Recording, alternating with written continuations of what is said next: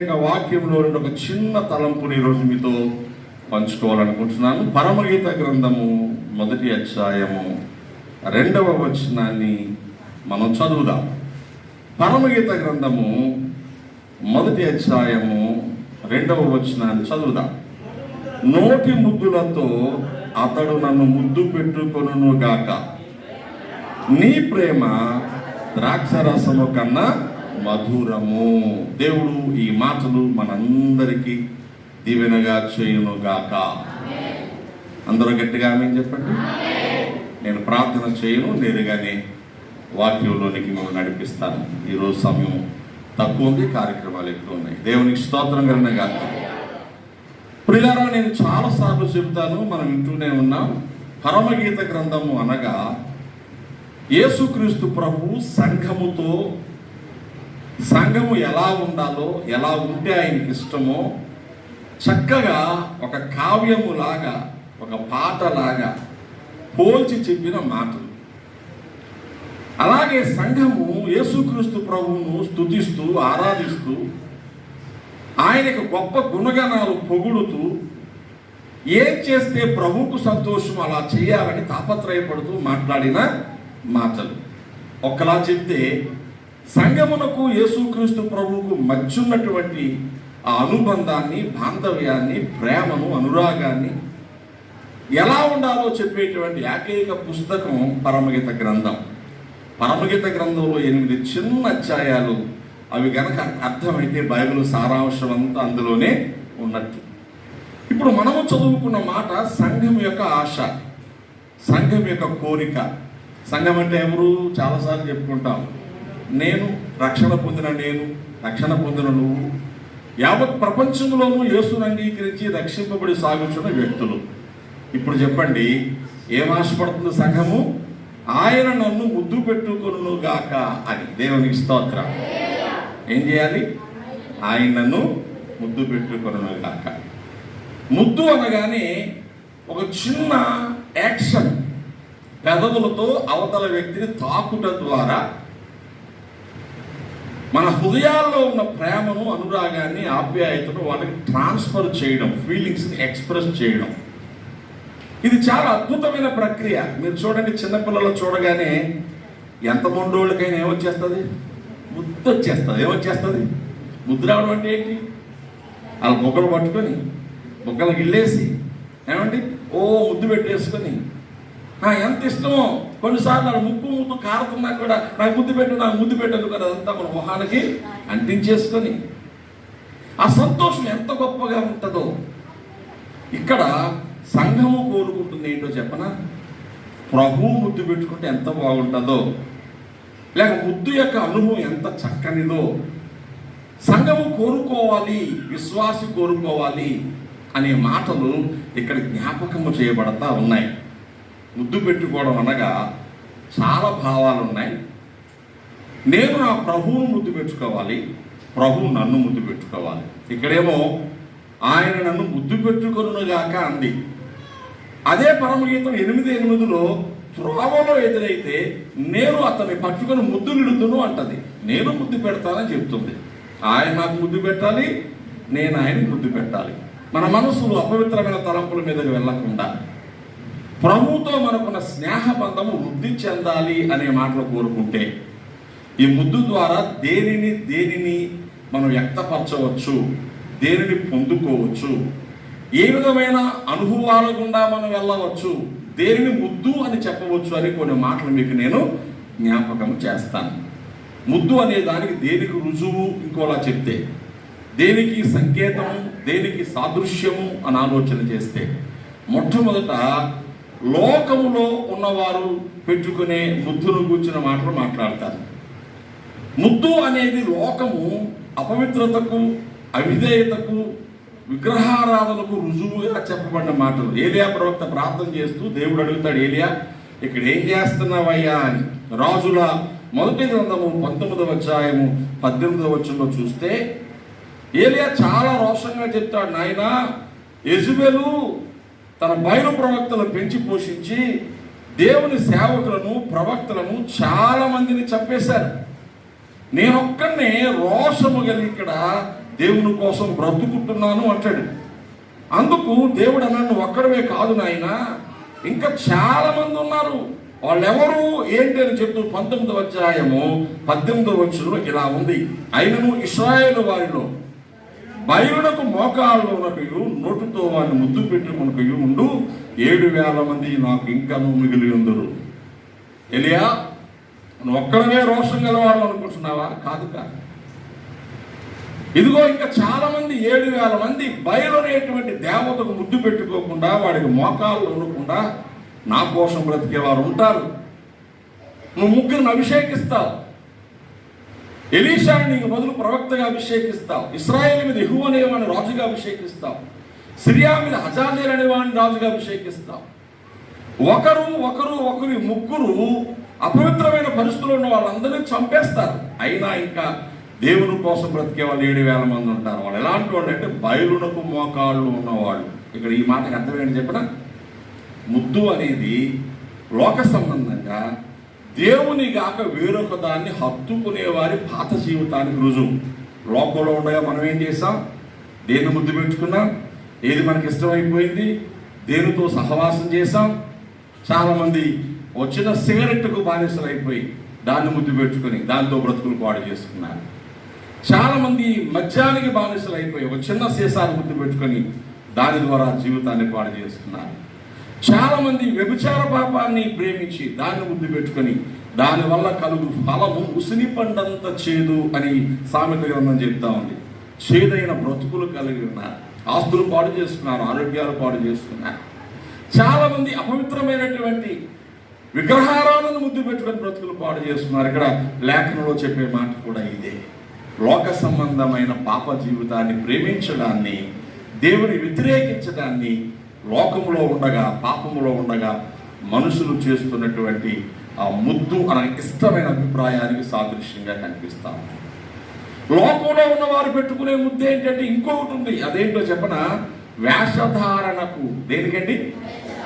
లోపల ఒకలాగా బయట ఒకలాగా ఉండేదాన్ని ప్రేమిస్తే అదో రకమైన ముద్దు. ద కిస్ ఆఫ్ హిపోక్రసీ అంటారు. దావీదుకు కొడుకున్నాడు, చాలా అందగాడు, అబ్షాలోము.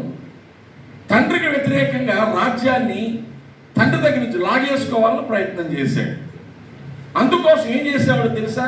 సంగతి అంతా చెప్పడానికి సమయం లేదు కానీ ఉదయాన్నే లేచి రాజవీధిలోకి వెళ్ళిపోయి తండ్రి అయిన దావీదు దగ్గర ఎవరైనా విచారణ చేయడానికి వస్తూ ఉంటే వాళ్ళకి ఎదురుగుంటే వెళ్ళిపోయి, బాగున్నారా, ఎక్కడి నుంచి వస్తున్నారు, ఏ ఊరు మీది అని దగ్గరికి వెళ్ళి చేతులు పట్టుకున్నారు, ముద్దెట్టేసుకొని, మీరు న్యాయంగానే ఉన్నారు, మీ గొడవ న్యాయమే, కానీ తీర్చడానికి ఎవడో ఇక్కడ లేడు, నేను న్యాయాధిపతిని అయితే ఎంత బాగుంటుందో అని మనుషులందరినీ తన వైపు తిప్పేసుకున్నాడు అని సమూయేలు 2వ గ్రంథం 15వ అధ్యాయం 5వ వచనంలో చదువుతాం. తండ్రి రాజ్యము తర్వాత కొడుకు రావాలి, కానీ తనకంటే ముందే, తండ్రి ఇవ్వకంటే ముందే తీసేసుకోవాలని మనుషులందరినీ తన వైపు తిప్పేసుకోవడానికి ముద్దు పెట్టేసుకోవడం. ఎలక్షన్లో పొలిటీషియన్స్ అలాగే చేస్తారు కదా. ముసలమ్మను ముద్దెట్టేసుకుంటారు, ముసలోని సంగనెట్టేసుకుంటారు, చిన్నపిల్లలు ముక్కు తుడిసేస్తారు, మూతి తుడిసేస్తారు, మా ఓడేరా అంటారు. ఏదో మా కాస్త అన్నం పెట్టి నువ్వు తినేదని వాళ్ళ చేతుల్లో తీసేసుకొని తినేసి పక్క పోయి కక్కెత్తా ఉంటారు. వాళ్ళు ముట్టుకొని పక్కెళ్ళి మనం శానిటైజేషన్ చేసుకుంటారు చేతులు. ఇదంతా ఏంటనమాట? వేషధారణ. లోకంలో ఉన్నవారు ఉన్నది లేనట్టు, లేనిది ఉన్నట్టు నటించడం కూడా ఇదొక రకమైనటువంటి ముద్దు కింద లెక్క. ఇక 3వది, ఇస్కరియోతు యూదా ముద్దు పెట్టుకున్నాడు. ఎవరిని? యేసు ప్రభువుని. మనందరికీ తెలుసు ఎందుకు ముద్దు పెట్టుకున్నాడు? అప్పగించేయడానికి. ప్రభువును 30 వెండి నాణాలకు బేరం కుదుర్చుకొని ప్రభువును చంపుదామని ప్రయత్నం చేస్తున్నటువంటి ఆ కాలంలో ఉన్న ప్రధాన యాజకులకు, సమాజ మందిరపు పెద్దలకు, అధికారులకు, పరిసయ్యులకు మాటిచ్చి, ఆయన ఎలా ఉంటాడో మేము గుర్తుపట్టలేమయ్యా, అందరూ ఒకలాగే ఉంటారు, మీ బట్టలు మీ వేషాలను ఒకలాగా ఉన్నాయి, యేసు ఎలా ఉంటాడో పగలేసు గుర్తుపట్టడం కష్టం, రాత్రులు ఎలా ఉందంటే యోధా అన్నాడు, అలా కాదు, నాకు డబ్బులు బట్టి నేను మీకు ఆనవాళ్ళు చెప్తాను, ఏంటంటే నేను ఎవరినో ముద్దు పెట్టుకుంటాను, ఆయనే యేసు, మీరు పట్టుకుపోవచ్చు అని చెప్పి ప్రార్థన చేసుకుంటున్నటువంటి యేసయ్య దగ్గర గెత్సమనే తోటలోకి వచ్చి అంటాడు, బోధకుడా నీకు శుభమగును గాక. ఏమన్నాడండి? అమ్మా దేవుడిని దీవించును గాక అని చెయ్యట్టి ఇది నాశనం అయిపోవాలని మనసులో అనుకున్నాను అనుకోండి. అది ఇస్కరియోతు యూదా ముద్దు అనమాట. బోధకుడా నీవు శుభమగునుగాక అన్నాడు, ముద్దెట్టేసుకోవడానికి అప్పగించేసాడు. ప్రభు అన్నారు, యూదా ముద్దు పెట్టుకొని బోధకుని అప్పగిస్తున్నావా? అప్పగించడానికి పెట్టుకునే ముద్దు. ఇలా లోకంలో పలు రకాలుగా మనుషులు చేస్తారు. ఒకటి, చెడును ప్రేమించడము ముద్దే. రెండు, వేషం వేసుకొని బ్రతకడము ముద్దే. గమనించండి, మూడవది ఏంటి? అప్పగించే ముద్దు. ఏ ముద్దండి? అప్పగించే ముద్దు. కనుక ఇది మనందరి జీవితాల్లోంచి ప్రభు దూరం చేశాడు. ఆమేన్. ఎక్కడి నుంచి ఎక్కడికి వచ్చేసాం మనం ఇప్పుడు? లోకములో నుండి సంఘములోనికి, చీకటిలో నుండి వెలుగులోనికి, పాపములో నుండి జీవములోనికి వచ్చేసాం. దేవుని స్తోత్రంగా ఉండగా ఇప్పుడు మన ముద్దు ఎలా ఉండాలి? మన ముద్దు ఎలా ఉండాలి? మారిపోవాలి ప్రియుల. ఎలా ఉండాలి? దైవికమైన ముద్దు కోసం మాట్లాడదాం. ఇప్పటి వరకు లోక సంబంధమైన ముద్దు కోసం మాట్లాడుతున్నాం, ద నెగిటివ్ కిస్సింగ్. ఇప్పుడు the positive kissing of the godly kissing, దైవికమైన ముద్దు కోసం మాట్లాడుకుందాం. దేవుని బిడ్డల ముద్దు దేనికి రుజువు అంటే పశ్చాత్తాపానికి సాదృశ్యం కావాలి. దేవుని స్తోత్రం. మనందరూ తెలుసు, లూకాసు వార్త 7వ అధ్యాయంలో పాపాత్మురాలైన స్త్రీ ఒక పరిసయ్యుని ఇంట భోజనానికి యేసయ్య కూర్చున్నాడని విని ఏం చేసింది? వచ్చి వెనక తట్టు నిలవబడి కన్నుల కన్నీళ్లు కాచి ఆయన పాదాలు తడిపి తల వెంట్రుకలతో పాదాలు తుడిచి ఆ పాదాలకు అత్తర పూసి ఆ పాదాలు ముద్దు పెట్టుకొనుట మానలేదు. దేవునికి స్తోత్రం చెప్పండి. ముద్దు పెట్టుకోవడం మానలేదు. 7వ అధ్యాయం 38 నుంచి 45 దాకా ఈ మాటలు లూకాసు వార్తలో కనిపిస్తాయి. ఇప్పుడు అవి ఎందుకు ముద్దు పెట్టుకోవడం మానలేదు? నేను ఎంత చెడ్డదాన్నో, నా బ్రతికి ఎంత చెడ్డదో, ఎవరూ నాతో మాట్లాడరు, ఎవరింటికి నన్ను రానివ్వరు, నేను ఎవరింటికి వెళ్ళలేను, కానీ నువ్వొక్కడు మాత్రమే నన్ను అర్థం చేసుకుంటావు నాయన. నువ్వొక్కడవే నా బ్రతుకును మార్చగలవు. ఒక్కసారి నీవు నన్ను అంగీకరించిన నా బ్రతికేమైపోద్ది తెలుసా? పరిశుద్ధంగా మారిపోద్ది. కన్నీళ్లతో తన పాపమంతా ఒప్పుకుంది. ఊరికే వస్తాయండి ఏడుపు? ఎందుకు వస్తుంది? విరిగితే వస్తుంది, నలిగితే వస్తుంది. అది బాధల చేతో, అనారోగ్యం చేతో, దుఃఖం చేతో, మానసిక శ్రమ చేతో, దేని చేత విరిగినా వస్తుంది. పశ్చాత్తాపంతో విరిగితే ఇంకా సంతోషం. దేవుని స్తోత్ర. నీ దగ్గరకు రాకూడని వాడని నాయన, నీకు ప్రార్థన చేసే హక్కు నాకు లేదు, నేను ముట్టుకోవడానికి అర్హుని కాను, నన్నెంత ప్రేమించావు నాయన. దేవునికి స్తోత్రం కదండి. ప్రభు అన్నారు, ఈమె నన్ను విస్తారముగా ప్రేమించింది. ఎంత ప్రేమించింది? విస్తారంగా ప్రేమించడం అంటే దేవుడంటే నాకు చాలా ఇష్టం అన్నవాడు చెడుతనానికి, పాపానికి, దుర్మార్గానికి దూరంగా ఉండి పొరపాటునైనా అది బ్రతుకులోకి వస్తే కన్నీళ్లతో ప్రభు దగ్గర ఒప్పుకోవాలి. దీన్నే పశ్చాత్తాపం అంటారు. దేవుని స్తోత్రం కదండి. హల్లెలూయా. పశ్చాత్తాపము ప్రభువును ప్రేమించి ముద్దు పెట్టుకోవడానికి రుజువు. దేవుని స్తోత్ర. మనము పెట్టుకునే ముద్దు పశ్చాత్తాప ముద్దు కావాలి. పరమగీత 8:8 రాయబడని చెప్పాను కదా, నేను దారిలో ఎదురై నీకు ముద్దులు ఎడుదును అంటుంది. పశ్చాత్తాపంతో ప్రభువా నీ సన్నిధికి వచ్చినప్పుడల్లా నా తప్పు చెప్పుకుంటాను, నా పొరపాట్లు చెప్పుకుంటాను, నా విధేయత చెప్పుకుంటాను, నా మొండుతనాలు చెప్పుకుంటాను, నేను ఎంత బాధ పెట్టానో చెప్పుకుంటాను. దేవుని స్తోత్రం చెప్పండి. కాబట్టి మొదటి ముద్దు ఏంటిది? పశ్చాత్తాపపు ముద్దు. ఇక దేవుని బిడ్డల జీవితాల్లో కలిగి ఉండాల్సినటువంటి రెండవ ముద్దు ఏంటో చెప్పనా? కీర్తనలు 2వ కీర్తనలో ఇలా రాయబడింది. ఇది అందరూ దేవుని బిడ్డలందరూ, దేవునిలోకి వచ్చిన వాళ్ళందరూ, కుదిరితే రావలసిన వాళ్ళు, లోకంలో ఉన్న వాళ్ళందరూ చేయాల్సిన ఒక అద్భుతమైనటువంటి ప్రక్రియ. ఆ మాట మనం చదువుదాం. 2వ అధ్యాయం లేక కీర్తనల గ్రంథము 2వ కీర్తన 12వ వచనం. ఆయన కోపము త్వరగా రగులుకొనును, కుమారుని ముద్దు పెట్టుకొనుడి, లేని ఆయన కోపించును, అప్పుడు మీరు త్రోవ తప్పి కుమారుని ముద్దు పెట్టుకోండి. ఎవరి కుమారుడు? యేసుక్రీస్తు ప్రభువా. యేసుక్రీస్తు ప్రభువాన్ని ముద్దు పెట్టుకోవడం అంటే ఏమిటి? 11వ వచనంలో భయభక్తులు కలిగి యెహోవాను సేవించుడి, గడగడ వణుకుచు సంతోషించుడి. దేవునికి స్తోత్రం. భయభక్తులు కలగాలి, విధేయత కలిగి ఆయనకు లోబడాలి. అది కుమారుని ముద్దు పెట్టుకోవడం. ఈ ముద్దు దేనికి సాదృశ్యం? విధేయతకు సాదృశ్యం. దేవునికి స్తోత్రం. వినయానికి సాదృశ్యం, వినయానికి సాదృశ్యం, గౌరవానికి సాదృశ్యం, అవతల వ్యక్తిని గౌరవిస్తున్నామని చెప్పడానికి సాదృశ్యం. మీరు ఎప్పుడైనా మీరు గమనిస్తారో లేదో, ఓ పై ఆఫీసరు ఆఫీసులో రాగానే కింద పనిచేసే ఉద్యోగస్తులు ఏం చేస్తారు? లేచి నిలబడతారు. ఎందుకు? లేచి నిలబడకపోతే ఉద్యోగం తీసేస్తాడా? కాదండి, గౌరవం. పోలీస్ ఆఫీసర్ లాంటి వాళ్ళు అయితే ఇంకొంచెం ఆర్మీలో కానీ, ఇంకా పోలీస్ డిపార్ట్మెంట్లో కానీ, ఆర్మీలో అయితే ఇంకా సీరియస్గా ఉంటుంది. వాళ్ళు ఏది గుసగుసగా మాట్లాడకూడదు. ఎస్ సార్, ఎస్ సార్, ఏం చెప్పినా గట్టిగా రిపోర్టింగ్ సార్ గట్టిగా అవ్వాలా. సౌండ్ నెమ్మదిగా మాట్లాడడానికి లేదు అక్కడ. ఇలా ఊగుతా మాట్లాడడం లేదు. స్టిఫ్గా నిలబడి మనం వీరు దగ్గర నిలబడినప్పుడు ఏం చేయాలా? చాలా ఖచ్చితంగా అధికారం ముందు ఉన్నాం, దేవుడి ముందు ఉన్నాం, గొప్పవాని ముందు ఉన్నాం, పరిశుద్ధుని ముందు ఉన్నాం. వ్యాపాటోళ్ళు మనం. దేవునికి స్తోత్రం చెప్తే పూజలు చేసినప్పుడు, పెళ్ళిళ్ళు చేసినప్పుడు మనవాళ్ళు చేసే పనులు చూస్తారు ఎప్పుడైనా? అది అక్కడ పెట్టండి, ఒక చేతి ఇలా పట్టుకొని ఇలా పెడతా ఉంటారు, ఇలా పెడతా ఉంటారు. కళ్ళకత్తులు ఏమి వాళ్ళకి అర్థం అవుతుంది అక్కడ దేవుడు ఉన్నాడు. ఇష్టానుసారంగా మనం చెయ్యకూడదు. దేవునికి పెట్టేది, వడ్డన చేసేది, వడ్డన చేసినప్పుడు ఎలా చేయాలి? ఇష్టానుసారంగా చేయకూడదు. చేతులు శుభ్రంగా ఉంచుకోవాలి. వడ్డన చేయడానికి కావాల్సిన వస్తువులన్నీ శుభ్రంగా పెట్టుకోవాలి. ఏం పెడుతున్నావో అన్ని దగ్గర తీసి పెట్టుకోవాలి. ఏది తర్వాత ఏది పెట్టాలో ముందుగానే మనసులో పెట్టుకోవాలి. మనందరం ప్రేమ ఎక్కువైపోయి కొన్నిసార్లు చక్కగా ఉడతారు, మంచం మీద కొన్ని, టేబుల్ మీద కొన్ని, ఎక్కడేం పెడుతున్నారు తెలియదు, ఏదేం పెట్టారు తెలియదు. అన్నీ పెడతారు, ఒకటే గట్టి పెడతారు, ఇందులో గట్టి అందులోనే పెడతారు, అన్నింటిలో పెడతా ఉంటారు.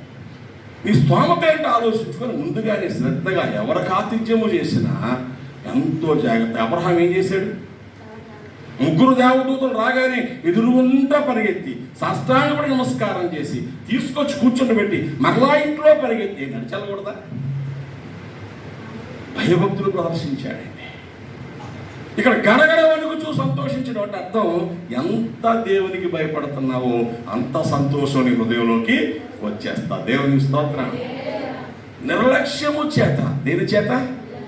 నిర్లక్ష్యము చేత ఆశీర్వాదాన్ని పోగొట్టుకుని చాలా మంది ఉన్నారు. ఈ ముద్దు గౌరవంతో ప్రభువును సేవించే ముద్దు, విధేయతతో దేవుని సేవించే ముద్దు, లోబడి దేవునికి అప్పగించుకునే ముద్దు, కృతజ్ఞతతో దేవుని కనపరిచే ముద్దు. ఇది మన అందరి జీవితాల్లో ఉండాలి. దేవునికి స్తోత్రం కలుగుగాక. హల్లెలూయా. మొదటి ముద్దు ఏంటి? పశ్చాత్తాపపు ముద్దు.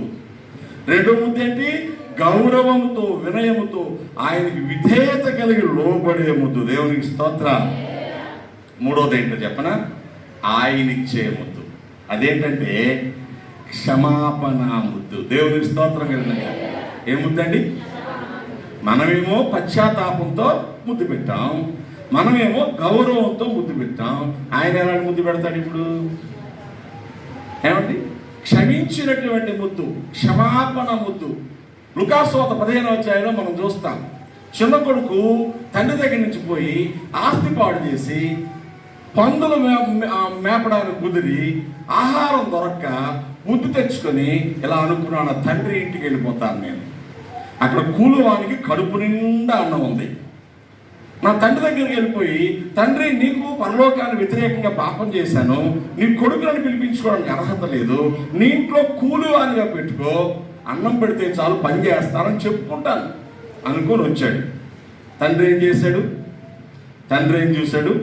దూరము నుండి కొడుకును చూచి 20 వచ్చిన 15-20 వాడు ఇంకా దూరముగా ఉన్నప్పుడు తండ్రి వాని చూచి కనికరపడి వాని మెడ మీద పడి ముద్దు పెట్టుకున్న. దేవునికి స్తోత్రం.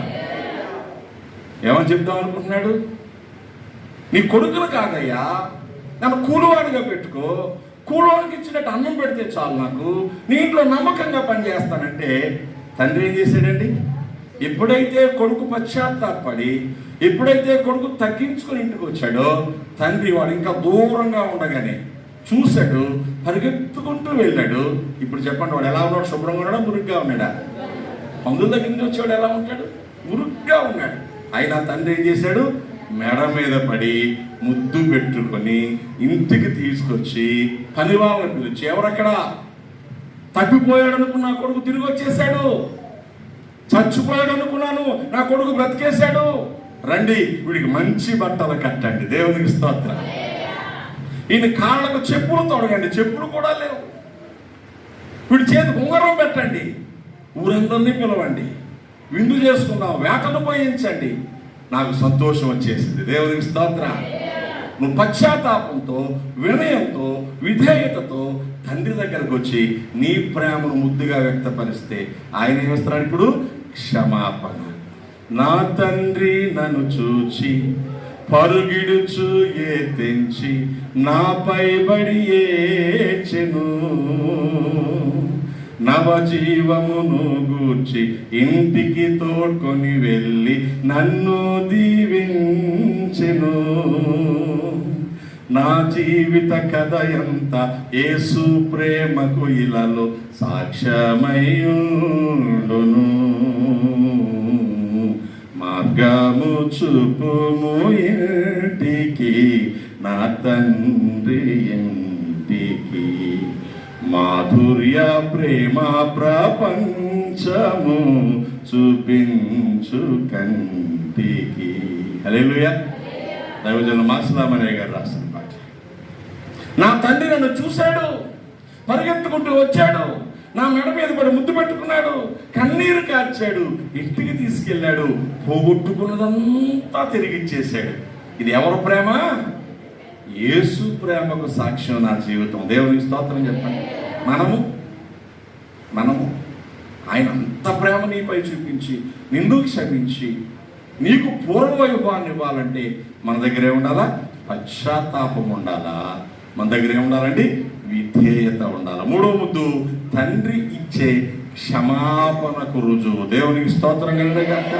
హల్లెలూయా.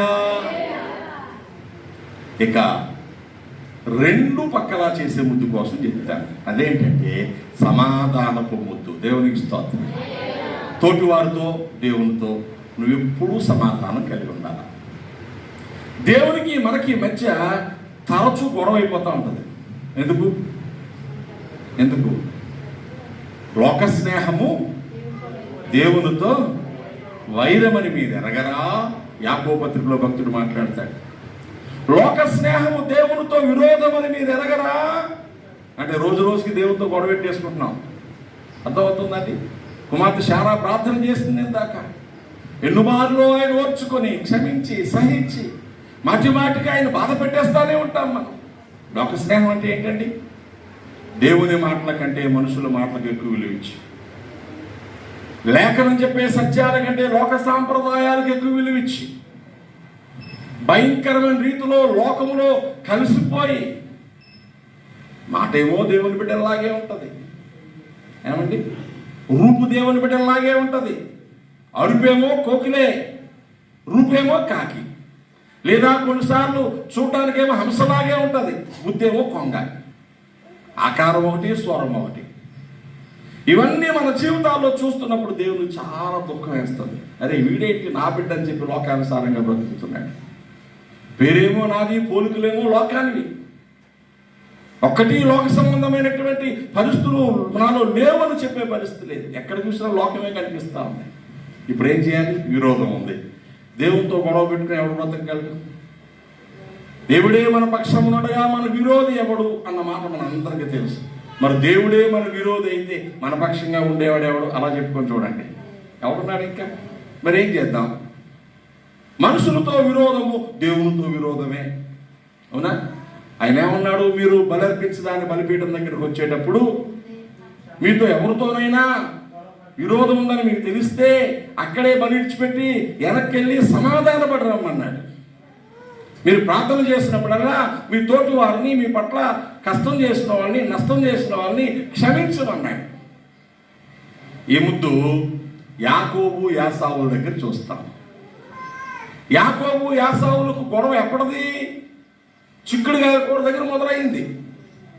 అన్నకు చిక్కుడుగాయల కూర పెట్టి పెద్దరకాన్ని కొనేసుకున్నాడు. అన్న వేషంలో వెళ్ళి నాన్న దగ్గర దీవెనలు తీసేసుకున్నాడు. అన్న యాకోబును చంపేద్దామని పగబట్టగానే అమ్మ మాట ఆలకించి మేనమామ ఇంటికి పారిపోయాడు. 20 సంవత్సరాలు అక్కడ ఉన్నాడు. తిరిగి దేవుడు మీ సొంత ఊరు వెళ్ళిపోమనగానే భార్యల్ని బిడ్డల్ని ఆస్తుల్ని పట్టుకుని యాకోబు తిరిగి వస్తున్నాడు. దారిలో అన్న బాగా సెటిల్ అయిపోయి ఉన్నాడు, స్థిరపడిపోయి ఉన్నాడు. ఎందుకో మంచిది ఒకసారి అన్న కబురెడదాం, నేను తిరిగి వస్తున్నాను కదా అని అన్న కబురెట్టాడు. మీ తమ్ముడు యాకోబు తిరిగి వస్తున్నానన్నాడు, మీకు చెప్పమన్నాడంటే యాసావు 400 మందిని ఎంటేసుకుని ఎదురు వస్తున్నాడు.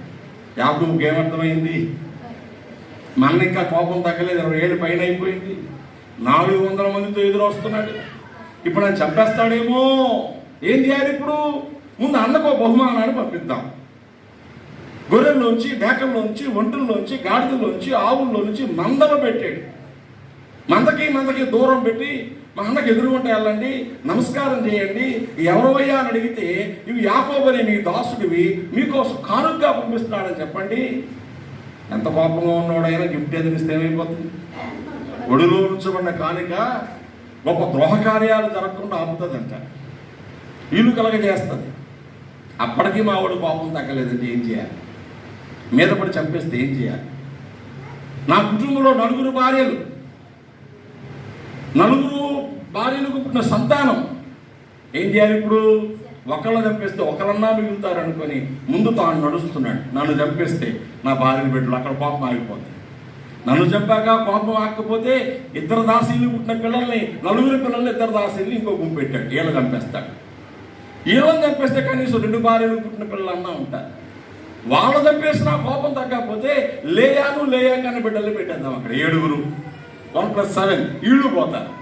వీళ్ళ పోయాకన్నా వాడు కోపం ఆగితే రాహేలు 2 పిల్లలు మిగులుతారు. అలా గుంపులుగా పెట్టాడు. రాత్రంతా దేవుని పాదాలు పట్టుకొని ఏడ్చాడు. ప్రొద్దున ప్రయాణం చేయడం మొదలుపెట్టాడు. వెళ్తున్నాడే కానీ ముందు మందలు వెళ్తున్నాయి, మధ్యలో యాకోబు వెళ్తున్నాడు, వెనకాల సంతానం భార్యలో వస్తున్నారు. ఎదురుగుంటా యాషా వస్తున్నాడు 400 మందితో కత్తులు కర్రలు పట్టుకొని. మందలో ఎదురయ్యా, ఎవరా మీరంతా? అయ్యా మేము యాకోబు యొక్క పనివాళ్ళమండి, మీ తమ్ముడు గారు మీకోసం కానుకగా పంపించారంటే ఆహా అన్నాడు. వాళ్ళు వదిలేసాడు, అలా చంపలేదు. అమ్మ బతికాను అన్నాడు యాకోబు. ఇక నెక్స్ట్ ఎవరు? పనులు ఎందుకులే, పశువులు ఎందుకు అనుకున్నాడేమో, నన్ను వేసేస్తాడేమో అనుకున్నాడు. 2 ఎదురుపడిపోయారు. ఏం జరిగిందో తెలుసా? ఈ ఒక్క మాట చదవండి. ఆదికాండము 33వ అధ్యాయము 4వ వచనంలో ఒక అద్భుతమైన సన్నివేశాన్ని చూస్తాం మనం. ఆదికాండము 33వ అధ్యాయం 4వ వచనం. అప్పుడు యాషావు అతనిని ఎదుర్కొన పరిగెత్తి కౌగిలించుకొని మెడ మీద పడి ముద్దు పెట్టుకొనెను. వారిద్దరూ కన్నీరు విడిచి గట్టిగా చప్పట్లు కూడా దేవుడికి స్తోత్రం చేస్తారు. ఏ ఊహించుకున్నాడు? అన్న చంపేస్తాడు. అప్పటిదాకా బెంగ, బెదురు, భయం. రాత్రంతా దేవుని సందరు ఏడ్చాడు. పొద్దున కానుకలు సిద్ధం చేసి పంపిస్తున్నాడు. చావుకు రెడీ అయిపోయాడు. అన్న కూడా పరిగెత్తి వచ్చేస్తున్నాడు ఎదురుగుంటా. ఎలా ఉంటుంది పరిగెత్తి వచ్చేస్తామంటే? గుండెలు ఎంత స్పీడ్ కొట్టుకుంటాయో. అయిపోయింది అనుకుంటాడు. ఆఖరిగా ప్రార్థన చేసుకుంటాడు, నాయనా చచ్చిపోవాల్సిందేనా? వీటితో పొడుస్తాడా, కత్తితో నడుపుతాడా, ఏం చేస్తాడో? రాగానే చంప మీద కొడతాడా ముందు? అర్థం కాల. అన్న పరిగెత్తుకుంటూ వచ్చాడు. తమ్ముడు మెడ మీద పడ్డాడు, ముద్దు పెట్టుకున్నాడు. ఇద్దరు ఏడ్చారు. దేవుని స్తోత్రం కలిగిన 20 సంవత్సరాల పైగా ఉన్న పగ, 20 సంవత్సరాల పైగా ఉన్న ద్వేషం, 20 సంవత్సరాల పైగా యాకోబు జీవితంలో ఉన్న భయం ఒక్క ముద్దుతో పోయాయి. దేవునికి స్తోత్రం కలిగిన కాక. దీని పేరు ఏంటి చెప్పండి? సమాధానపు ముద్దు. గట్టిగా స్తోత్రం చెప్పాడు. అతిక్రమములు దాచిపెట్టేవాడు వద్దనడు. ఏం చేయాలి? వాటిని ఒప్పుకొని విడిచిపెట్టేయాలి. అందుకే దేవుని దగ్గర వచ్చినప్పుడు దేవుని కోపానికి బలి కాకుండా, గురి కాకుండా, దేవుని కష్టపెట్టిన, ఆయాస పెట్టిన సంగతులన్నీ మనసులో తెచ్చుకొని కన్నీళ్లతో దేవుని దగ్గర సమాధాన పడిపోవాలి. మనుషులతో మాట్లాడాలి. అలా మాట్లాడరండి నాతోని, నన్ను చూసి తిప్పుకొని ఆగిపోతే వంకగా పోతుంది. నీకే, నువ్వు వెళ్ళి పలకరించాలి. నేను చూసుకొని బురదిప్పుకొని పోయేవాళ్ళు కూడా, బాగున్నావా, చూసి వెళ్ళిపోతున్నావే, నా మీద ఇంకా కోపం తగ్గలేదా అని అడగండి. వాళ్ళ కోపం ఉండదేమో చూడండి. దేవుని స్తోత్రం కలిగాక అడగడానికి బెంగ మనకి. మనం ఏం చేయాలి? వెళ్ళాలి, మనమే పలకరించాలి. అనొచ్చు సిగ్గుమాలిన కుక్క, మాట్లాడకపోయినా పిలిచి మాట్లాడి సిగ్గుమాలిన కుక్కనే. దేవునికి స్తోత్రం. నువ్వు మాట్లాడితే చాలు నాకు అనుకో. నా ప్రభువే మనుషుల కోసం ప్రేమ చూపించాడు. నేనెంత ఆయన రక్తమే నాలో ఉంది, ఆయన బుద్ధులే నాకు వస్తాయి. మా నాన్న ఒకలా ఉంటే నేను ఒకలాగా ఎందుకుంటాను? ఆయన ప్రేమ చూపించడానికి ప్రాణం పెట్టేశాడు. ప్రేమ చూపించడం తిట్టు తినలేనా నేను? దేవుని స్తోత్రంగా ఉన్నాయి. ఇప్పుడు నీ దగ్గర ఏముంది? ఇప్పుడు సమాధాన పడిపోయావో నీ హృదయం నిండా సంతోషం వచ్చేస్తా. దేవుని స్తోత్రం కలిగినాయి. హల్లెలూయా. ఏముద్ది ఇది? సమాధానపు ముద్దు. ఎన్ని రకాలు చెప్పుకున్నాం? మొదటిది పశ్చాత్తాపపు ముద్దు, రెండవది విధేయత చూపించే ముద్దు, మూడవది క్షమాపణ పొందే ముద్దు, నాలుగవది సమాధానం పొందే ముద్దు. దేవునికి స్తోత్రం కలిగిన. ఇక ఐదవది సహవాసము కలిగి ఉండడం కూడా ముద్దే. ఏ ముద్దిది? సహవాసపు ముద్దు. మన తోటి వారితో మనం ప్రేమ కలిగి, ఐక్యత కలిగి, ఒకరి కష్టంలో ఒకరు, ఒకరి శ్రమలో ఒకరు, ఒకరి బాధలో ఒకరు పాలు పంపులు పొందితే అది కూడా ముద్దులాగే ఉంటుంది. దేవుని స్తోత్రం కలిగిన. హల్లెలూయా. మన సహవాసం ఎవరితో ఉంది? మన సహవాసం ఎవరితో ఉంది? తండ్రి అయిన దేవునితోనూ, కుమారుని యేసుతోనూ, ఆయన రక్తములో కడగబడిన వ్యక్తుల సముదాయముతోను. దేవునికి స్తోత్రం. ఇంకోగా చెప్తే దేవునితోనూ మన సహవాసం ఉండాలా, సంఘముతోనూ సహవాసము ఉండాలి. దేవునికి స్తోత్రం కలిగిన. నువ్వు సంఘంలో ఉన్న వాళ్ళందరినీ ప్రేమిస్తున్నావు, నువ్వు ముద్దు పెట్టినట్టే లెక్క. నువ్వు సంఘంలో ఉన్న వాళ్ళందరినీ ప్రేమిస్తున్నావు, దేవుడు నిన్ను ముద్దు పెట్టుకుంటాడు. అందుకు భక్త పౌలు ఏమి నేర్పించాడంటే, మీరు ఒకరినొకరు పరిశుద్ధమైన ముద్దు పెట్టుకొని, పవిత్రమైన ముద్దు పెట్టుకొని ప్రేమ కలిగి ఉండండి అని చెప్పాడు. చూడండి, లేఖనంలో ఆ మాట కూడా మీకు చూపిస్తాను నేను. కొరింథీ మొదటి పత్రిక 13వ అధ్యాయంలో సంఘానికి ఇలా నేర్పించాడు. కొరింథీ మొదటి పత్రిక చదవండి. మొదటి పత్రిక, రెండవ పత్రిక అనుకుంటా, 13వ అధ్యాయం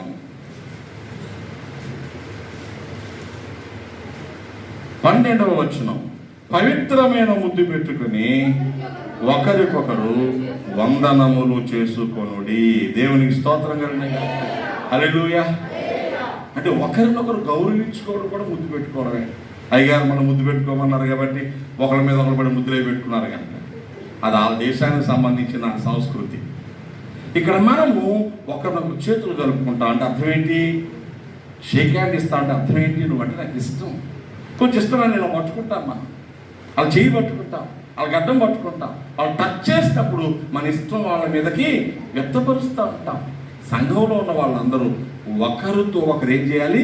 మనస్సు కలిగి ఉండాలి. 12వ అధ్యాయం రోమాపత్రిక 12వ అధ్యాయంలో ఈ మాటలు ఎంత చక్కగా సంఘం ఎలా ఉండాలో చెబుతూ జ్ఞాపకము చేశాడు. చూడండి, ఈ మాటలు మనం చూద్దాం.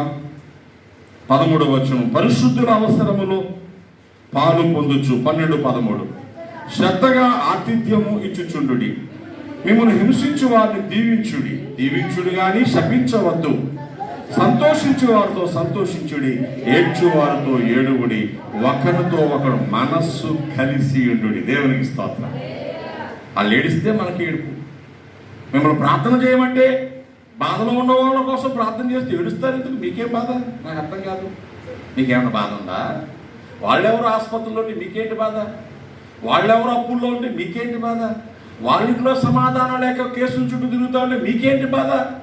ఏంటి బాధ అంటారేంటి? వాళ్ళు మనవాళ్ళు, నాతో కలిసి ప్రభు యొక్క శరీరంలో చేయి పెట్టేవాళ్ళు, యేసు యొక్క శరీరంలో నాతో పాటు అవయవాలు. కాలుకి దెబ్బ తగిలితే కళ్ళు అడవా?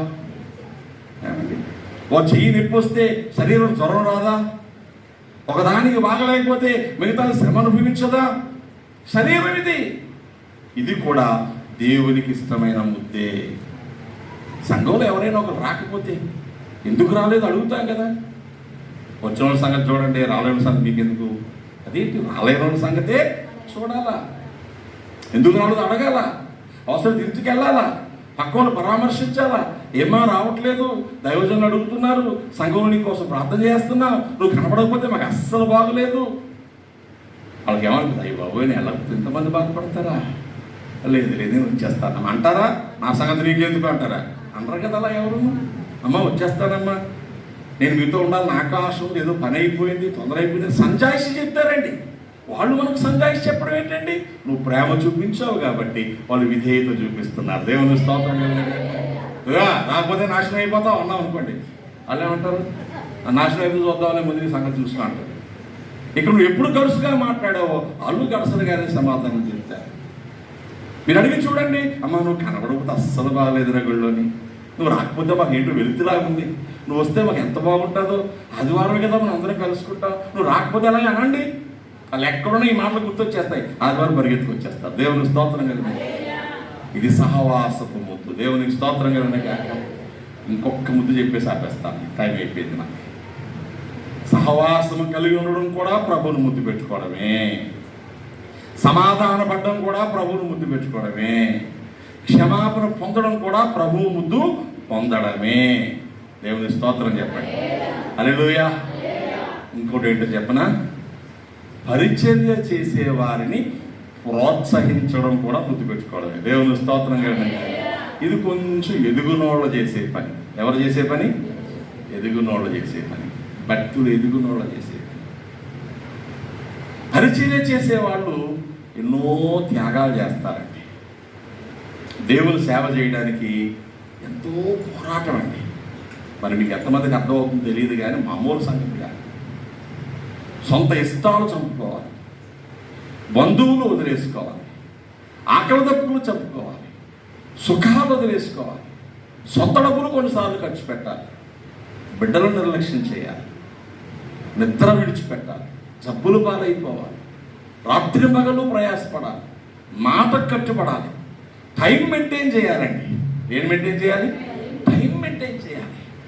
పోరాటాలు ఎదుర్కోవాలి, నిందలు భరించాలి, నిష్ఠూరాలు భరించాలి.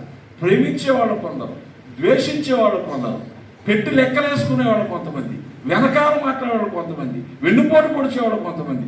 ఇవన్నీ తెలుస్తానే ఉన్న చిరునవ్వు తేలిపోవాలి. దేవుని స్తోత్రం కనుక ఎవరి మీద నిష్ఠూరాలు ఆడకూడదు, ఎవరిని శపించకూడదు, ఎవరిని గట్టిగా కష్టపెట్టకూడదు. ఎప్పుడైనా ఒకవేళ తండ్రి ప్రేమ చూపించి ఒక చిన్న గడ్డింపు ఉంటుందేమో కానీ నాశనం అయిపోవాలని కోరుకోకూడదు.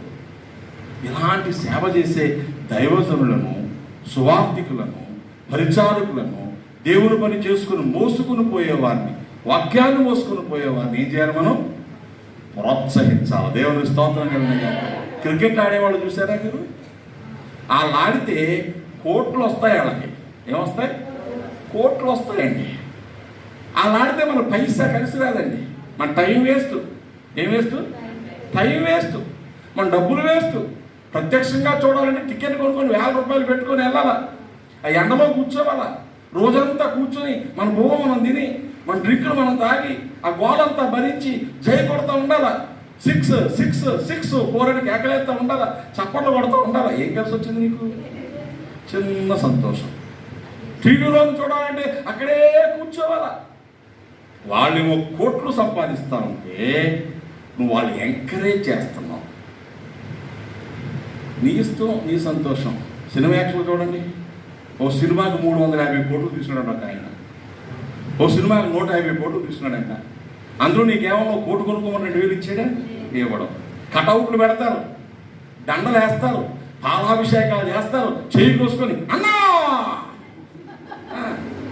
ఏమంటే cutout. Prabhas fans, cherry fans. ఈ ఫ్యాన్ కూడా ఉండదు. ఇంట్లో అమ్మదారి డబ్బులు లాక్కుపోతాడు వీడు, నాన్నదారి డబ్బులు లాక్కుపోతాడు. సినిమా రిలీజ్ అయ్యింది, 50 కటౌట్లు కట్టారా, మేము పనికిరానంటాడు. ఇక్కడ అమ్మ ఏడ్చుకుంటా పోతాయి, నాన్న ఏడ్చుకుంటా పోతాడు, అయ్యో వీడు ఎప్పుడు పోతా అనుకుంటాడు. వీడు పోయి అక్కడ కటౌట్లు కట్టా కరెంట్ సాగుతుంది, చచ్చిపోతాడు. ఎంకరేజ్ చేస్తున్నారు లోకంలో. వాళ్ళు సంపాదించుకొని బ్రతుకుతున్నారు, వీళ్ళు వాళ్ళ కోసం బ్రతుకుతున్నారు. మనం ఎవరిని ఎంకరేజ్ చేయాలి? మీకు ఆత్మలు సంపాదించేవారిని, వీళ్ళ ప్రాణాలు బలిగా పెట్టేసి ఆత్మలు సంపాదించే వాళ్ళని ఎంకరేజ్ చేయాలి. అందులో నీకు కూడా భాగం వచ్చేస్తుంది. దేవుని స్తోత్రం కలిగిన. సువార్త ప్రకటించే వాళ్ళని ఎంకరేజ్ చేస్తే వాళ్ళు ఒక్క ఆత్మను రక్షిస్తే ఆ ఆత్మ మారడం వల్ల ఆ వ్యక్తి మారడం వల్ల కుటుంబం బాగుపడితే వాళ్ళ దీవెనలన్నీ నీ మీదకి కూడా వస్తాయి. అప్పుడప్పుడు అంటాం, ఎవరి పాపం తగిలేసిందో మాకు, ఎవరి శాపం తగిలేసిందో, ఎవరి ఏడుపు తగిలేసిందో. ఒకప్పుడు తగిలాయి, ఇప్పుడు ఎవరి దీవెన తగిలిందో అని చెప్పుకోవాలి. దేవుని స్తోత్రం. నేను ఎప్పుడు మీకు చెప్తా ఉంటాను, యుద్ధములకు పోయిన వాని భాగం ఎంతో, సామాన్ దగ్గర కాపలా ఉన్నావా అని భాగం అంతే. ఇంకా వాళ్ళు చెప్తే మట్టి తట్లో మోసేవాడికి ఎంత కూలో క్యారేజీ మోసేవాడికి అంతే. అవునా కదా? సువార్త ప్రకటించేవాడిని ఎంకరేజ్ చేస్తే, నువ్వు వాళ్ళ కోసం ప్రార్థన చేస్తే ఏం చేయాలా? మొట్టమొదటి ఏం చేయాలా? ప్రార్థన చేయాలా. అయ్యా మీరు వెళ్ళండి, మీకోసం మేము ప్రార్థన చేస్తున్నాం. మీరు సభలకు వెళ్తున్నారు, మీకోసం ఈ పూట భోజనం మానేసి నేను ప్రార్థన చేస్తాను. ఎంకరేజ్ చేయాలి. నా కోసం ఇంతమంది బిడ్డలు ప్రార్థన చేస్తున్నారు, నేను ధీమాగా వాక్యం చెప్పేయచ్చు. అయ్యా మీరు సభలకు వెళ్తున్నారా, బస్సుకి వెళ్తారా? వద్దు, సంతోషంగా వెళ్ళండి. ఇదిగో నేను కానుకిస్తున్నాను, ప్రయాణం పెట్టుకుని వెళ్ళండి.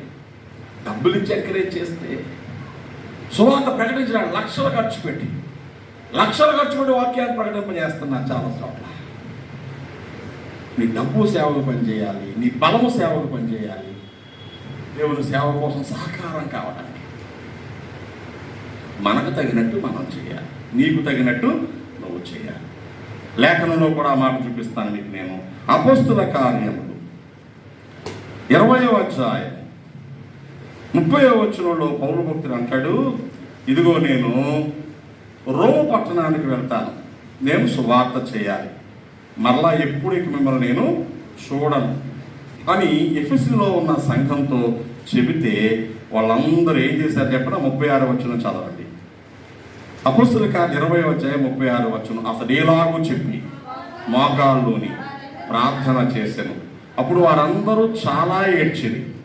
మీరిక మీదట నా ముఖము చూడరని అతను చెప్పిన మాట విశేషముగా దుఃఖించు. పౌలు అన్నాడు, నేను వెళ్తున్నాను, నేను మరలా మీ ముఖం చూడను. అంటే అర్థం ఏంటి? ఆ సేవలోకి వెళ్ళాక అక్కడ నన్ను చంపేస్తారు, అయినా సరే నేను వెళ్ళాలి. మీరు జాగ్రత్తగా ఉండండి, మీరు భక్తిని కొనసాగించండి, బలహీన పడకండి, ప్రేమ కలిగి ఉండండి. ఈ మాటలన్నీ చెప్పాడు. వాళ్ళందరూ ఏడ్చేశారు, విపరీతంగా ప్రార్థన చేశాడు. వాళ్ళు ఏడ్చారు, విశేషంగా దుఃఖపడ్డారు. పౌలు మెడ మీద పడతను ముద్దు పెట్టుకొని వారు వాడ వరకు అతన్ని సాగనంపిరి. దేవుని స్తోత్రం చెప్పండి. ఇదేంటి? కిస్ ఆఫ్ ఎంకరేజ్మెంట్, ప్రోత్సహించే ముద్దు. దేవుని స్తోత్రం. అయ్యా మీరు వెళ్ళండి, మీరు తప్పదంటున్నారు, వెళ్ళాలంటున్నారు, తిరిగి రానంటున్నారు, మాకు దుఃఖమే, కానీ మీ పని మీరు చేస్తానే ఉండాలా. ఇంకో రోజు మరలా మనం కలుస్తాం. దేవుని స్తోత్రం. మీరు చెప్పిన మాటలు మనసులో దాచుకుంటాం, ఆ మాటలు చొప్పునే బ్రతుకుతాం, మీ దగ్గర రావాలని ఆశపడతాం, మేము ఆత్మలు సంపాదిస్తాం. పౌలు గారు అలాగే వెళ్ళాడు, తిరిగి మరలా ఎఫెసీ సంఘానికి ఎప్పుడూ రాలేదు. యెరూషలేముకి వెళ్ళాడు, యెరూషలేములో పట్టుకున్నారు, బంధించారు, అన్యాయపు తీర్పులు తీర్చారు, రోము దేశాన్ని పంపించారు. ఓడలో వెళ్ళాడు, ఓడ పగిలిపోయింది, మధ్యలో శ్రమపడ్డాడు. రోము దేశంలో 2 సంవత్సరాల అద్దెంట్లో చెరసాలగా ఉండి బందీ అయ్యి సువార్త ప్రకటించాడు. చివరకు ఒకరోజు అన్యాయంగా తలనరికి చంపేశారు పౌలు గారిని. కానీ సంఘం ఎంకరేజ్ చేసింది. దేవుని స్తోత్రం కలిగింది. మనం ఇప్పుడు చచ్చిపోయేంత సీను లేదు, అంత ప్రయాస లేదు, సులువుగా దేవుని సేవ చేస్తున్నాం. అయితే మనం ఏం చేయాలంటే ఆత్మల రక్షణ కోసం పంపేవారు కావాలి. దేవుని స్తోత్రం. ప్రోత్సహించేవారు కావాలి, దైవజనులకు ఎంకరేజ్మెంట్ చేసేవారు కావాలి. ఏమండి, ఒక చప్పట్లు మనిషిని ఎంత సంతోషపరుస్తాయి. పాట పాడినోడు చప్పట్లు కొట్టండి, ఎలా ఉంటుందో. అమ్మ బాబు నేనే బాలసుబ్రహ్మణ్యం అనుకుంటాడు. పాట పాడినప్పుడు చప్పట్లు కొడితే అంత ఎంకరేజ్మెంట్ వస్తుంది. పరిచయం చేసేవాడి కోసం మేము ప్రార్థన చేస్తున్నాం, మేము ఉన్నాం అని చెబితే వాళ్ళకంత ఎంకరేజ్మెంట్ వస్తుంది. అట్లాడే వాళ్ళకి ఎంకరేజ్మెంట్ ఇస్తే వాళ్ళంతా ప్రోత్సాహం పొందుతారు. లోక సంబంధం సంగతి పక్కన పెట్టండి. ఇప్పుడు మనము ప్రోత్సహించే వారము కావాలి. నువ్వు ప్రోత్సహిస్తే ఎవరు ముద్దు పెట్టుకున్నట్టే. దేవుని స్తోత్రం. ఆ ప్రోత్సాహం సంగతి ఫ్లయింగ్కి ఇచ్చా, అటాచ్డ్కి ఇచ్చా, నాకు తెలియదు. కానీ నువ్వేమైనా నీ ప్రోత్సాహం చిన్నదో పెద్దదో దేవుని పరిచర్యకి అందజేస్తే నువ్వు ముద్దు పెట్టుకున్నట్టే. దేవునికి స్తోత్రం. ఇప్పుడు చెప్పండి, ముద్దు పెట్టుకున్న వారి మధ్య బంధం ఉంది. ఆమె ఏముంది? కొత్త వాళ్ళు ఎవరైనా కనబడితే ముద్దు పెట్టేస్తాం వెళ్ళి. పెట్టమండి. ఇష్టమైన వాళ్ళని, మనసుకు నచ్చిన వాళ్ళని, మన రక్తాన్ని పంచుకుని పుట్టిన వాళ్ళని, తోడబుట్టిన వాళ్ళని, రక్త సంబంధికులు ముద్దు పెట్టుకుంటాం. దేవుని స్తోత్రం కలుగును. హల్లెలూయా. ఆయన సన్నిధిలో చేద్దాం. మన జీవితాల్లో ఒక తీర్మానం చేసుకుందాం. సంఘం ఏం కోరుకుంటుంది? నోటి ముద్దులతో అతడు నన్ను ముద్దు పెట్టుకొనుగాక. అప్పుడు ఆ ప్రేమ ఎలా ఉంటుంది? ద్రాక్షరసము కన్నా మధురమైన ప్రేమ. దేవుని స్తోత్రం. పాడతాం, మధురమైనది నా యేసు ప్రేమ. చెప్పు, ఎంత మధురమైందో, ఎంత మధురమైంది చెప్పు, నువ్వు చూద్దాం. పశ్చాత్తాపంతో ఉన్న వాడిని ప్రేమించినంత మధురమైంది. దేవుని స్తోత్రం కలుగునుగాక. హల్లెలూయా. ఎంత మధురమైందో చెప్పు చూద్దాం. నువ్వు విధేయత చూపించిన వాడిని హత్తుకునేంత మధురమైనది. హల్లెలూయా. సమాధానపడేవాడిని చేర్చుకునేంత మధురమైనది. తిరిగి వచ్చిన వాడిని క్షమించేంత మధురమైనది. సహవాసం చేయడానికి హత్తుకునేంత మధురమైనది. ఎంత మధురమైంది ఆయన ప్రేమ! ప్రోత్సహించే వారిని ధైర్యపరిచి నడిపించేంత మధురమైనది. మన దగ్గర ఉందా? ఆలోచన చేద్దాం. ఒకరి కోసం ఒకరు, ప్రభు కోసం మనం అందరం, ప్రభు కోసం, ప్రజలు సంపాదించడం కోసం మన జీవితాలు ముద్దు వలె సాగిపోవునుగాక. ముద్దుగా సాగిపోవునుగాక. ముద్దుగా సాగిపోవునుగాక. ఆమె చెప్పడం కూడా మనసు రాట్లేదా? హల్లెలూయా. ప్రార్థన చేసుకుందాం, ప్రభువుకి అప్పగించుకుందాం. దైవమైన దేవుని సన్నిధిలో ఈ శ్రేష్టమైన ఆరాధన సమయంలో విన్న మాటల మనసులో తెచ్చుకుంటూ త్వరగా ఆయన పాదాలు పట్టుకుందాం. వీలైన వారందరూ మోకరించి ప్రార్థన చేసుకోండి. ప్రభువు నిన్ను చూస్తే ఆయనను ముద్దు పెట్టుకుంటూ అనిపిస్తుందా? నువ్వు ప్రభువు దగ్గరికి వచ్చినప్పుడు నువ్వు ప్రభువును ముద్దు పెట్టుకుంటూ అనిపిస్తుందా? ప్రభువును ముద్దు పెట్టుకొని కౌగిలించుకొని, అయ్యా నువ్వు నా దేవుడవు, నా తండ్రివి, నా స్నేహితుడవు, అయ్యా నా కొరకు ఈ లోకానికి వచ్చినటువంటి పరిశుద్ధతతో నా పాపాన్ని క్షమించే కుమారుడు అని చెప్పగలిగేటువంటి ఆశ నీ హృదయంలో ఉందా? నువ్వు ప్రభువుతో చెప్పాలి. That we kiss him. ముద్దు పెట్టుకుందాం. ఆ స్త్రీ ఆయన పాదములను ముద్దు పెట్టుకొనుట మానలేదు. ముద్దు పెట్టుకోవడం మానలేదు అనే మాట మనం చదువుతున్నాం. ప్రేమగల దేవుని పాద సన్నిధిలో ఈ మాటల హృదయాలు తెరిచి దేవునితో చెప్పుకుందాం. ప్రార్థన చేసుకున్న ఒక్క నిమిషం. అలాగే బలలోకి వెళ్ళే ముందు, దేవా నిన్ను ప్రేమిస్తున్నాను, నువ్వంటే నాకు ఇష్టం, నువ్వు లేకుండా నేను బ్రతకలేను, నీ వల్లే బ్రతుకుతున్నాను, నీ కనికరం వల్లే బ్రతుకుతున్నాను, నీకు ఇష్టంగా జీవించడానికి నాకు సహాయం చేయ ప్రభువా అని మనం ప్రార్థన చేసుకుందాం. పరిశుద్ధమైన తండ్రి నీకు స్తోత్రాలు. నువ్వెంత ప్రేమగల దేవుడు. కృపా సత్యములు కలుసుకున్నాయి, నీతి సమాధానాలు కలుసుకున్నాయి, కృపా సత్యాలు ముద్దాడుకున్నాయి. లేఖలో రాయబడిన మాటలు గుర్తు చేసుకుంటున్నాను. మమ్మల్ని హత్తుకోవాలని, పట్టుకోవాలని, నిలుపులోకి మార్చుకోవాలని మా పట్ల ప్రేమ చూపిస్తున్నావు. నీకు ఇష్టంగా బ్రతకడానికి క్షమాపణ గలవారమై, విధేయత గలవారమై, పశ్చాత్తాపంతో నీ పాదాల చేతకు వచ్చేవారమై, అయ్యా సమాధానపడే మనస్సు గలవారమై నేను ఆయాసపరచకుండా జీవిస్తూ మా కన్న తండ్రి సహవాసాన్ని కొనసాగిస్తూ, ఆత్మల రక్షణ కొరకు ప్రయాసపడేవారిని, పరిచర్య చేసేవారిని ప్రోత్సహిస్తూ సాగడానికి మా జీవితాలు మీరు అంగీకరించండి. ఎక్కడ కొరతలు, ఎక్కడ లోట్లు, ఎక్కడ మా బ్రతుకులో బలహీనతలు ఉన్నాయో వాటన్నిటిని ఎరిగి ప్రేమతో సహించే దేవుడు, పరిగెత్తుకుని వచ్చి మెడ మీద పడి ముద్దు పెట్టుకొని పోగొట్టుకున్నదంతా తిరిగిచ్చే దేవుడు, నీకు వందనాలు చెల్లిస్తున్నాను.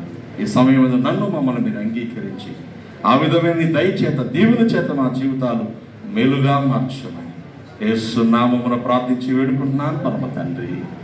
ఆమేన్.